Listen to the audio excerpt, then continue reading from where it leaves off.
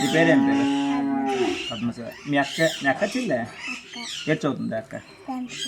అక్క పేరు రూపావతి కదా. ఓకే. మీకు మొన్న చూడు లోకేష్ బాబు తల్లికి 100 డబ్బులు వేస్తారు, మనిషికి 13 వేలు పడ్డాయి. ఇద్దరుకుని పడ్డాయి. సంతోషమైన డబ్బులు చూడు పడ్డాయి కదా. ఇస్తామని చంద్రబాబు ఇచ్చినారు.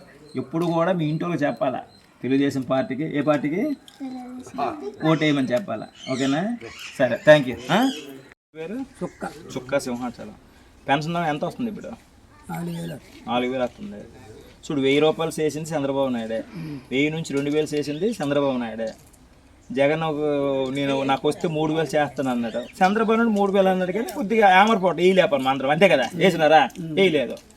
కానీ 5 సంవత్సరాలు అయ్యింది 1000 పెస్తడికి. కానీ చంద్రబాబు నాయుడు ఏడు అన్నాడు, పాత 1,500 కలుపుతూ ప్రతి నెల 4,000 ఇస్తామన్నాడు. ఫస్ట్ 7,500 ఇచ్చినాడే ఇవ్వలేదా? ఇచ్చినాడు. 7,500 ప్లస్ ఇప్పుడు 4,000 సెలవు అయితే ముందు రోజు ఇస్తాను లేదా? అంటే మీ ఊరు ఇప్పుడు సిమెంట్ రోడ్డు అయింది, కొరనాపురం సిమెంట్ రోడ్డు అయింది. బొగ్రామమూర్తి వేసినారు కదా. తొలి 5 సంవత్సరాలు మినిస్టర్ వేసినాడా మీకు రోడ్డు? వేయలేదు. తొలి కింజరాపాల టైంలో మీరు ఇక్కడ నియోజకవర్గం, సో అప్పుడు వేసిన రోడ్లే ఇవి. అంటే మన ఎర్రనాయుడు గారు వేసిన రోడ్లే ఇక్కడ ఉన్నాయి, అంత మించి వేయట్లేవు. ఈ ధర్మానంలో వచ్చి మీకు ఈ ఊరికి ఏమీ చేయలేదు. ఈ శివర మూల ఉన్నదని పట్టించుకోలేదు. నీటి కాలేజీలు ఇచ్చినా మనమే, లేకపోతే ఒక ట్యాంక్ ఇచ్చినా మనమే, అభివృద్ధి చేసింది మనమే, అంతే కదా. మీకు పొలమేట ఉందా? ఏమాత్రం ఉంది? కొద్దిగా అంటే ఎకరం. అన్నదాత సుఖీ డబ్బులు పడ్డాయా రైతుకి సంబంధించినవి? ఎందుకు పడి ఉంటుంది మీ అకౌంట్? నీకు తెలియదు. మీ ఆవిడకి ఉంది భూమి, ఎవరి పేరు ఉంది? మీ బాబు పేరు ఉంది?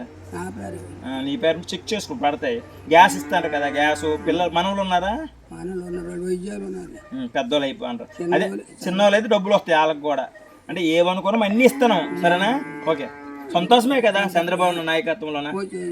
హ్యాపీ కదా? సరే.